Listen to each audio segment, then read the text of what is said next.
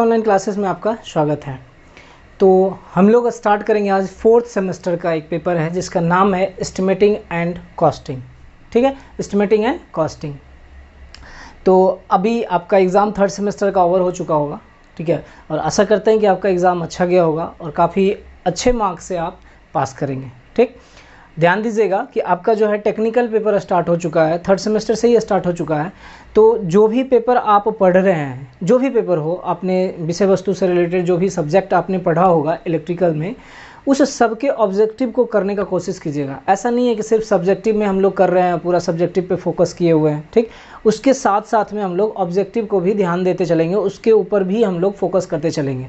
अगर अभी से आप अगर ऑब्जेक्टिव को सॉल्व करते जाते हैं तो आगे चल के आपको बेनिफिट मिलेगा। जब कभी आप एंट्रेंस का एग्ज़ाम देने जाएंगे, किसी भी तरह का जेई का एग्ज़ाम, चाहे बिहार इलेक्ट्रिसिटी बोर्ड का एग्ज़ाम दें, चाहे पावर ग्रिड हो, चाहे एनटीपीसी हो, ठीक ना, चाहे यूपी इलेक्ट्रिसिटी बोर्ड हो, चाहे डीएसएसबी हो, ठीक है, चाहे आरबीआई का हो, चाहे बीएसएफजेई का हो, तो किसी तरह का अगर आप एग्ज़ाम देते हैं तो वहाँ पे आपको काफ़ी मदद मिलने वाली है।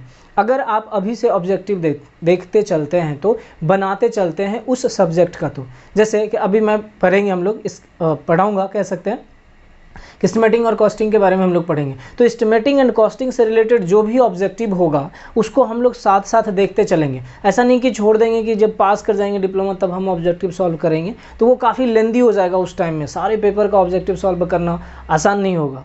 ठीक, तो ये करते रहिएगा तो काफ़ी अच्छा परफॉर्मेंस होगा आपको एग्ज़ाम में आप लोगों का, अगर आप सही तरीके से मेहनत करते हैं तो। ठीक, तो आज हम लोग पढ़ेंगे 4th सेमेस्टर का एक सब्जेक्ट है एस्टिमेटिंग एंड कॉस्टिंग।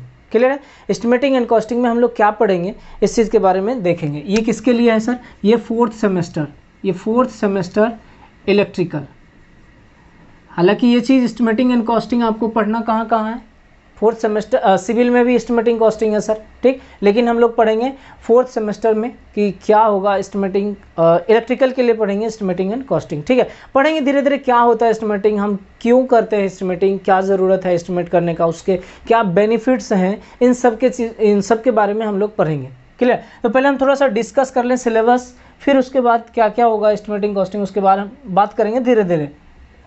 तो सबसे पहला आपका है ड्राइंग एंड आईई रूल्स। ठीक है, अब सवाल ये रहा कि सर एस्टिमेटिंग क्या होता है, कॉस्टिंग क्या होता है, ये तो बता ही नहीं। बताएंगे बाबू, वो भी बताएंगे जब हम लोग विषय वस्तु स्टार्ट कर देंगे तो वो बता दे, उसके बारे में बता देंगे। ठीक, पहले हम लोग थोड़ा सिलेबस के बारे में डिस्कस कर लेते हैं कि सिलेबस में क्या क्या पढ़ना है आपको। ठीक है, उस हिसाब से हम लोग तैयारी करते चलेंगे। तो पहला है ड्राइंग एंड आईई रूल्स। किसी भी काम को अगर करते हैं, जैसे कि आप मान लीजिए कहीं ट्रैफिक होंगे तो ट्रैफिक के कुछ रूल्स तो होंगे। जैसे आप रोड पर चल रहे हैं तो ट्रैफिक के कुछ रूल्स हैं, जैसे कि आपको सड़क के बाएं ओर चलना चाहिए, यही है ना, बाएं ओर चलना चाहिए, तो आप सड़क के बाएं ओर चलोगे। या आप जब एक रोड को क्रॉस कर रहे हो तो पहले बाएं देखना चाहिए, फिर दाएं देखना चाहिए, फिर बाएं देखना चाहिए, फिर दाएं देख के हम लोग को क्या है, रोड को क्रॉस करना चाहिए। जो क्रॉसिंग जेब्रा बना हुआ रहता है वहाँ से क्रॉस करना चाहिए। तो ये सब क्या एक रूल है। जब रेड सिग्नल हो तो हमें रुक जाना चाहिए, ग्रीन सिग्नल हो तो हमें चलते रहना चाहिए। समझ में आ रही बात? ये हमारा ट्रैफिक का रूल है। सिमिलरली यहाँ पे एस्टिमेटिंग कॉस्टिंग की बात करें या किसी भी वस्तु की बात करेंगे, जैसे ट्रांसफार्मर ही हो गया, या मोटर हो जाएगा, जनरेटर हो जाएगा, कंडक्टर हो जाएगा, पोल हो जाएगा, है ना, तो हर एक चीज़ का एक डिज़ाइन होगा, हर एक चीज़ का एक डिज़ाइन किया हुआ रहेगा। तो उसमें क्या रूल्स को फॉलो करना है उस चीज़ के बाद, जैसे इलेक्ट्रिसिटी से रिलेटेड बहुत सारे रूल हैं। ठीक है, जैसे संविधान में आप अनुच्छेद पढ़ते हैं तो हमारे दैनिक जीवन से रिलेटेड हमारा जो रूल है कि हमको किस चीज़ का अधिकार है, किस चीज़ का अधिकार नहीं है, हम कब क्या करेंगे तो हमको क्या सज़ा मिलेगा। समझ में आ रही बात?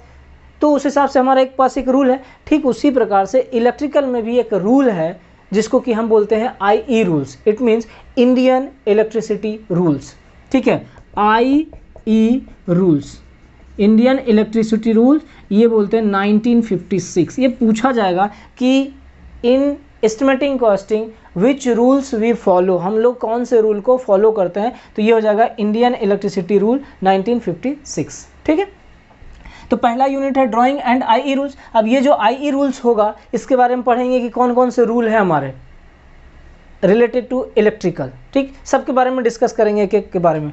अब दूसरा आता है ड्राइंग। ड्राइंग, कोई भी काम स्टार्ट करोगे, कोई भी काम, जैसे कि अगर कोई बिल्डिंग बनाना स्टार्ट किया तो एक ड्राइंग मंगाते हैं ना, जिसको कि नक्शा बोलते हैं अपने भाषा में, नक्शा बनाते हैं कि हाँ भाई कितना रूम होगा, कितना उसमें हम लोग को बरामदा रखना है कि नहीं रखना है, 2 फ्लोर का होगा, 3 फ्लोर का है, कितना पिलर होगा, ठीक है। इस तरह से हम लोग हर एक नक्शा बना के रखते हैं।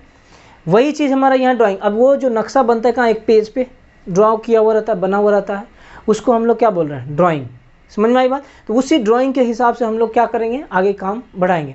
बट यहाँ इन टर्म ऑफ इलेक्ट्रिकल अगर बात करें तो घर बन के आपके पास तैयार है, तो वहाँ पे हम लोग को सिर्फ वायरिंग की बात करेंगे। इलेक्ट्रिकल में वही हो सकता है, वायर घर में, अगर रेसिडेंशियल की बात करेंगे या फैक्ट्री की बात करेंगे तो अलग अलग हो जाएगा, बट यहाँ पे जनरली हम लोग वायरिंग से रिलेटेड बात करेंगे। तो जब हम वायरिंग करेंगे तो उसमें हम लोग के पास में क्या डिज़ाइन रहेगा, क्या ड्राइंग बना रहेगा, उस ड्राइंग को देख के हम लोग को वायरिंग करना है, तो उसको हम लोग बोल रहे हैं क्या, ड्राइंग। वही एक पेज में आपका वहाँ भी बना हुआ रहेगा कि किस दीवार पर से आपको जो पाइप रहेगा वो बिछाना है, किस दीवार पर से कंडक्टर ले जाना, मतलब तार जो रहेगा आपका वायर उसको ले जाना है, कहाँ पे बल्ब लगाना है, कहाँ पे फैन लगाना है, हर एक चीज़ आपका ड्राइंग में मेंशन किया हुआ रहेगा।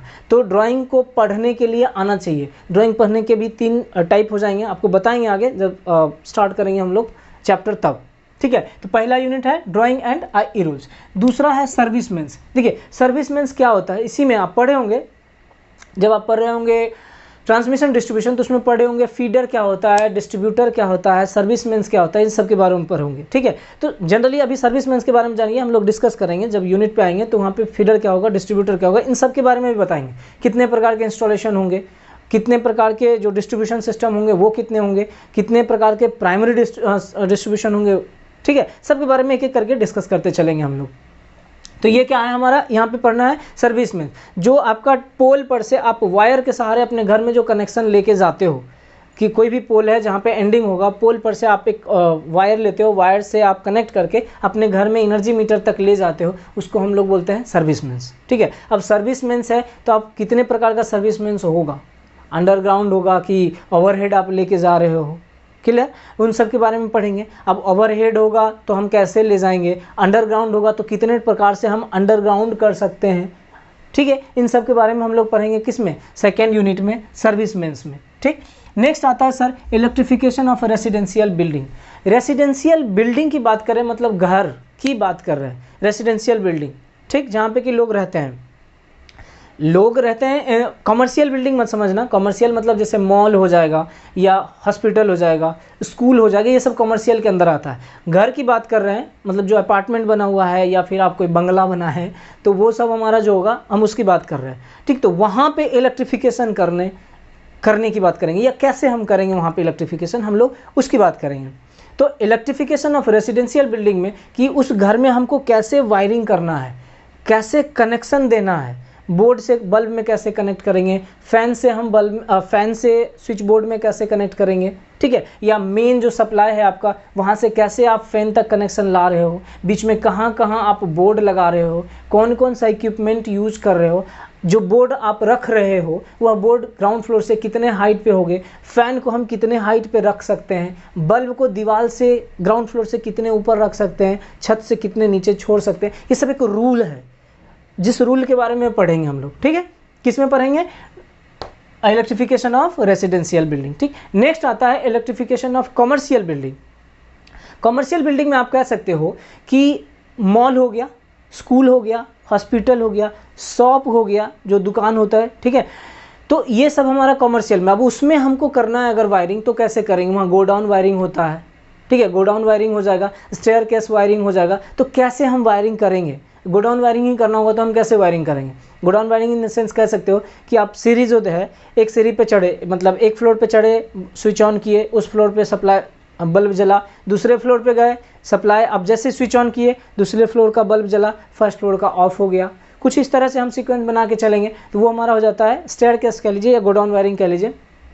तो हम कैसे करेंगे, कनेक्शन कैसे देंगे, इन सब के बारे में आप सीखोगे किसमें, इलेक्ट्रिफिकेशन ऑफ कमर्शियल इंस्टॉलेशन में या बिल्डिंग में। नेक्स्ट आता है sir electrification of a factory unit installation. अब जो फैक्ट्री होगा वहाँ पे कितने प्रकार के लोड होंगे, समझ रहे हैं, डोमेस्टिक लोड भी होगा या जो पावर लोड रहता है वो होगा, कैसा लोड होगा, या वहाँ पे जो इक्विपमेंट है उसको हम कैसे उसमें कनेक्शन दे सकते हैं, वायर से कनेक्शन कैसे देंगे, वहाँ पे भी बल्ब रहेगा क्या वहाँ पे भी हम ऑफिस में फ़ैन रखेंगे, एसी रखेंगे वगैरह, जो भी इक्विपमेंट हमारे दैनिक जीवन में जो यूज होता है वो भी रखेंगे क्या। अब जो फैक्ट्री अंदर प्लांट रहेगा, फ्लोर रहेगा, वहाँ पर हमको मोटर लगाना है, तो हम मोटर को कैसे लगाएंगे, एक मोटर कैसे लगेगा, 2 मोटर कैसे लगेगा, 3 मोटर कैसे लगेगा, उसमें हम कैसे कनेक्शन देंगे, कितना वायर कनेक्ट करेंगे, इन सब चीज़ों के बारे में हम लोग जानेंगे किसमें, फैक्ट्री यूनिट इंस्टॉलेशन में।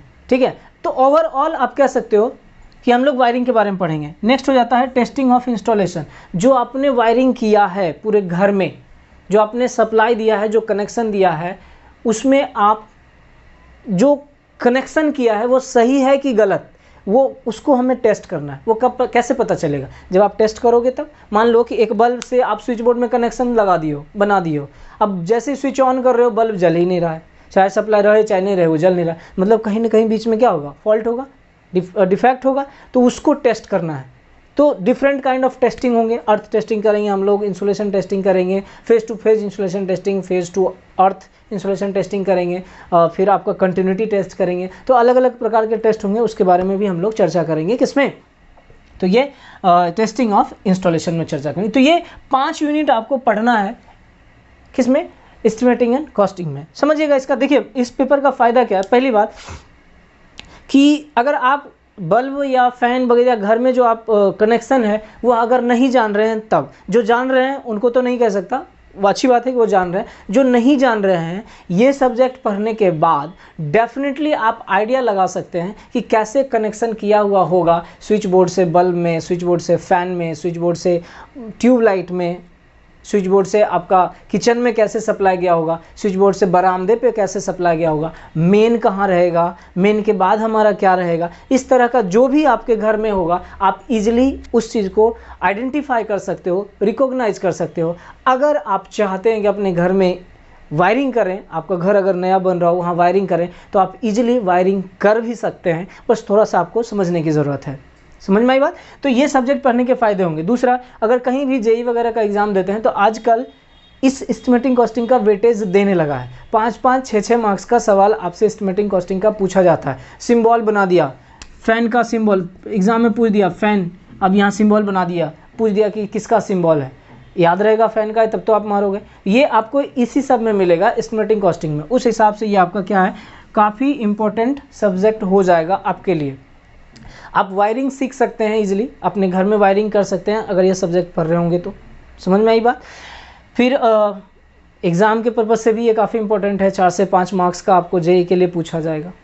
क्लियर है। तो ये 5 हम लोग पढ़ेंगे। इसी 5 यूनिट में हम लोग एक एक चीज़ के बारे में जानेंगे, कैसे हम वायरिंग करते हैं घर में, कैसे कनेक्शन देंगे बल्ब में, कैसे करेंगे, एक हॉल का वायरिंग करना होगा तो कैसे करेंगे, 2 रूम एक हॉल है उसमें वायरिंग करना होगा तो कैसे करेंगे, कहाँ पे हम पावर सॉकेट लगाएंगे, कहाँ पे हम स्मॉल जो सॉकेट होता है उस 5 एम्पियर का सॉकेट कहाँ लगाएंगे, कहाँ पे हम 15 एम्पियर का सॉकेट लगाएंगे, क्या पूरे बोर्ड में हम 15 एम्पियर का सॉकेट लगा सकते हैं कि नहीं लगा सकते हैं, हर चीज़ आपका क्लियर हो जाएगा। क्लियर। तो उम्मीद करते हैं कि आप पढ़िएगा ध्यान से कि हाँ ये क्या है नहीं है, और काफ़ी प्रैक्टिकल पेपर है आप कह सकते हैं। अदर में आप जैसे मशीन पढ़ रहे हैं, आपको मशीन देखने को नहीं मिलेगा, ट्रांसमिशन डिस्ट्रीब्यूशन पढ़ रहे हैं तो आप टावर पे जाइएगा नहीं, लेकिन ये चीज़ आपको आपके घर में देखने को मिलेगा, आप घर में भी कर सकते हैं। ठीक है, कैसे वायरिंग कर सकते हैं ये सब आपको यहाँ पे जानकारी मिल जाएगी। समझ में आई बात। तो ये है। अब देखिए यहाँ पे एक बस थोड़ा सा इसके बारे में हम लोग बात करते हैं, एस्टिमेटिंग क्या होगा, एस्टिमेट करना, एस्टिमेटिंग क्या होगा और कॉस्टिंग क्या होगा, इसके थोड़ा सा बात करते हैं, फिर हम लोग नेक्स्ट क्लास में पढ़ेंगे कि एस्टिमेटिंग क्या है अच्छे तरीके से। ठीक, उसके पहले आप एक बात काम कीजिएगा, ये स्टीम एकेडमी करके आपका होगा, यूट्यूब पे आप जाइएगा, यूट्यूब पे जाके इस स्टीम एकेडमी को आप सब्सक्राइब कर लीजिएगा। ठीक है, वहाँ पे आपको वीडियो लगातार मिलते रहेंगे, जेई से भी रिलेटेड मिलेंगे और ये भी मिलता रहेगा। ठीक है, तो अब हम लोग बात करते हैं थोड़ा सा एस्टिमेटिंग क्या है। एस्टिमेट करना मतलब एक हम अंदाज़ा लगाना समझते हैं इस तरह से कि कोई भी अगर काम कर रहे हैं तो हम पहले एक प्लान कर रहे हैं कि उसमें क्या सारा चीज़ हो सकता है। जैसे अगर बात किया जाए अपने तरीके से बात करें कि हाँ इलेक्ट्रिकल से रिलेटेड बात करते हैं, वायरिंग से ही थोड़ा सा लेते हैं हम लोग कि एक रूम है आपके पास। ठीक है, आपके पास क्या एक रूम है, अब इस रूम में आपके पास बस ये रूम है आपके पास, मान के चलिए इसमें आपको वायरिंग करना है। क्या कह दिया? वायरिंग करना है। तो आप क्या करोगे? दुकान जाओगे, सीधा खरीद के ले आओगे क्या? जो भी सारा इक्विपमेंट है खरीद के ले आओगे? ऐसा तो नहीं होगा। आप क्या करोगे? उस रूम को आके पहले देखोगे, ठीक है, उस रूम को देखोगे। अब देखने के बाद आप ये देखोगे कि इसमें बल्ब कितने लगेंगे, फ़ैन कितने लगा सकते हैं, बोर्ड कितना लगा सकते हैं, ठीक है, और जो आपका स्विच रहेगा वो कितना आप यूज़ कर सकते हैं, क्या और भी इक्विपमेंट की आवश्यकता है, कितना पाइप हम लोग मेज़र कर लेंगे, करेंगे ना, एक पाइप अंदाज़ा लगा लेंगे एक तरह से कि हाँ ये सारा इक्विपमेंट लगेगा, नंबर ऑफ़ क्वांटिटी पता चल जाएगा, तो उस हिसाब से हम उसका कॉस्ट भी निकाल लेंगे। तो यहाँ पे क्या करना है, हमने क्या किया, अंदाज़ा लगाया, एक प्लान बना लिया कि हाँ मान लो कि इस रूम में हो सकता है 10 मीटर का पाइप लग जाए, 10 मीटर का वायर लग जाए, 2 बल्ब, एक फ़ैन, ये सारा इक्विपमेंट। तो हम लोग यहाँ क्या किए, एक प्लान बनाए, एस्टिमेट अंदाज़ा लगाए कि इसमें ये सारा इक्विपमेंट लग सकता है। उस हिसाब से हम दुकान गए और दुकान से ख़रीद के लाए, समझ रहे हैं? तो वो हमारा क्या हो गया, एस्टिमेट करना, अंदाज़ा नहीं। जैसे एक और एग्जांपल से समझिए कि आपको घर बनाना है, बोल दिया जाए कि चलो भाई 2 रूम और 1 हॉल का आपको घर बनाना है। आप क्या करोगे, दुकान जाओगे, सीधा ऑर्डर कर दोगे क्या? क्या हम आप दुकान में जाके बोलोगे मुझे घर बनाना है, वो सारा सामान दे देगा? ऐसा है नहीं। आप पहले क्या करेंगे, एक प्लान बनाएंगे कि हाँ 2 रूम 1 हॉल बनाना है, तो कैसा उसका नक्शा होगा, कैसा उसका डिज़ाइन होगा, पहले तो आप इस चीज़ को जानिएगा, ठीक है। तो आप एक डिज़ाइन बनाए, नक्शा बना, अब उस नक्शे के हिसाब से आप देखेंगे कि उसका एरिया कितना है, कितना एरिया है। अब उस एरिया के हिसाब से आप देखेंगे कि आपको घर में कितने पिलर बनाने हैं, ठीक है, फिर दीवार बनाना है तो उसमें कितना सीमेंट लगेगा, कितना कंक्रीट जो बालू बोलते हो, कितना गिट्टी लगेगा, कितना बालू लगेगा, ठीक है, कितने पानी के रेशियो, मतलब जो हम रेशियो बनाएंगे, मिलाएंगे, मिक्सर बनाएंगे सीमेंट बालू गिट्टी का, कितना लगेगा। प्लास्टर करने के लिए हमको सीमेंट बालू की आवश्यकता है, तो कितना बालू लगेगा, कितना सीमेंट लगेगा, कितने लेबर लगेंगे, कितने वर्कर, जो मिस्त्री जो बनाता है, घर को बना के तैयार करता है, वो कितना लगेगा। समझ में आ रही? तो ये हम पहले प्लान कर लिए, बना लिए कि हाँ चलो ओवरऑल देख लिए कि हाँ हो सकता है 10 बोरियां सीमेंट लगे, 10 कुछ 1 टेलर या 2 टेलर बालू लगे, कुछ इस तरह से, कुछ टन में आपको छड़ लगेगा। तो सभी मटेरियल को क्या किए, जैसे मान लो घर ही बनाना था तो आप क्या किए, एक छड़ का आपको मिल गया, ठीक है, रॉड मिल गया, सैंड बालू मिल गया, सीमेंट का अंदाज़ा लगा लिए, कंक्रीट का अंदाज़ा लगा लिए, ठीक है, स्टोन पीस जिसको बोलते हो, ये सब पता चल गया हमको, है। फिर लेबर रहेगा, लेबर पता चलेगा, कितना रॉड लगेगा, कितना हमको बालू लगेगा, कितना सीमेंट लगेगा, कितना कंक्रीट लगेगा, सब का हम क्या किए, एक ओवरऑल आइडिया ले लिए, मिल गया ना। यही चीज़ हमारा कहलाता है एस्टिमेटिंग, अंदाज़ा लगाना, समझे बात को। तो ये हमारा क्या हो गया, एस्टिमेट हुआ। अब इसी में कह लो कि रॉड लगेगा, तो रॉड का कीमत कितना होगा, टोटल जो रॉड होगा उसका कॉस्ट कितना होगा, तो दाम निकाल लिए।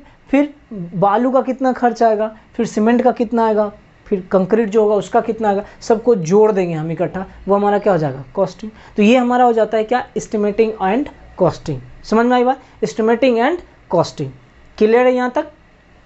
तो इसके बारे में हम लोग पढ़ेंगे, ये आपका ओवरव्यू, सिलेबस के बारे में थोड़ा जानकारी ले लेते हैं कि क्या है सिलेबस में पढ़ना, क्या इस पेपर के फ़ायदे होंगे इसके बारे में, ठीक। फिर हम लोग आगे पढ़ेंगे, जब यूनिट स्टार्ट करेंगे नेक्स्ट क्लास से आपको कंटिन्यू मिलते रहेगा, फिर वहाँ पे भी हम लोग डिस्कस करेंगे फिर से कि एस्टिमेटिंग क्या होता है, कॉस्टिंग क्या होता है, क्लियर। चलिए, होप सो आपको समझ में आया होगा। तो आज के लिए हम लोग इतना ही रखते हैं, थैंक यू।